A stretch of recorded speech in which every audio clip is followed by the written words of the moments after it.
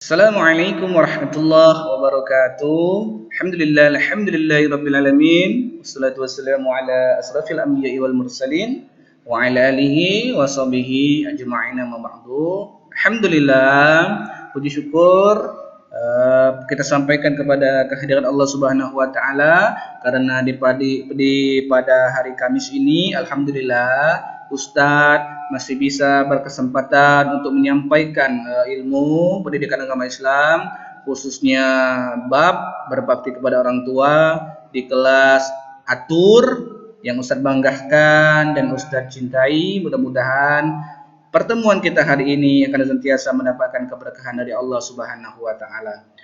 Baiklah anak-anakku, yang insyaallah akhwan dan ikhwan kelas Atur yang akan timbul atau akan keluar dari Al-Fahad ini menjadi hafiz dan hafizah dan ustaz dan ustazah.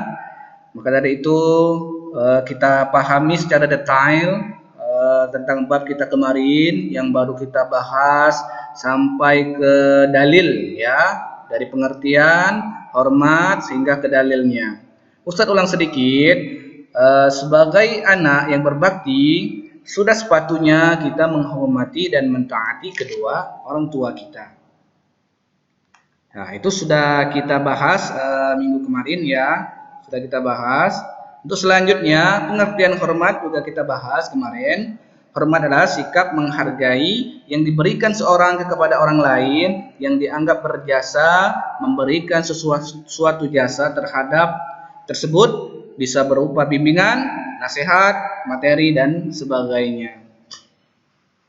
Oke anak-anakku, ikhwan dan akhwat, untuk pengertian taatnya kemarin sudah kita bahas.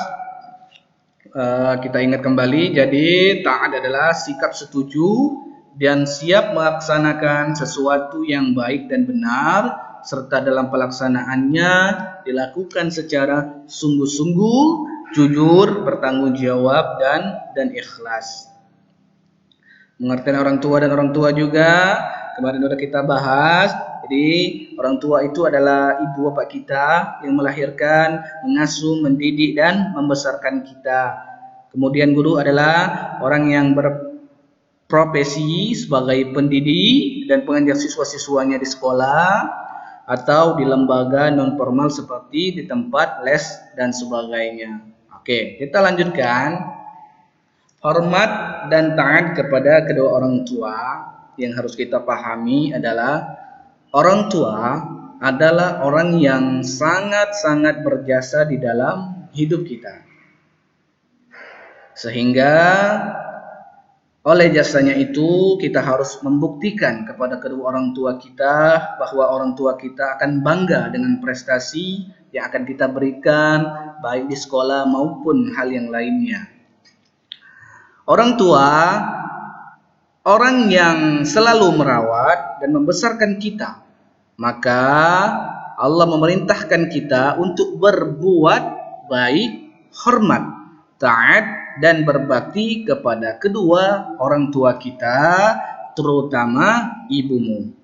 Kalau yang kemarin kita bahas itu terdapat di dalam surat Al-Isra ayat 23. Maka ada suatu dalil lagi yang akan menambah ilmu kita untuk menambah kebaktian, menambah ketaatan kita kepada kedua orang tua kita, yaitu terdapat di dalam surat Luqman ayat 14. Kemudian kita tidak akan mampu membalas jasa kedua orang tua kita, ya.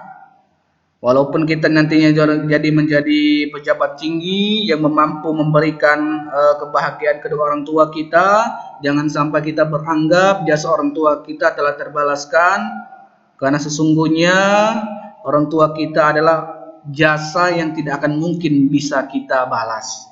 Ya, kita berkaca seorang Wais Al-Qarni yang kita lihat yang namanya harum dan di bumi, ya, bukan karena dia mempunyai jabatan yang tinggi, bukan karena dia mempunyai harta yang banyak, bukan dia mempunyai muka yang rupawan dan tampan atau muka yang cantik, bukan, tapi karena dia senantiasa berbakti kepada kedua orang tuanya.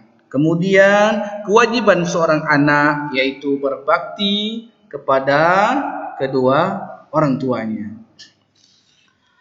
Kemudian lagi, hormat dan taat kepada orang tua.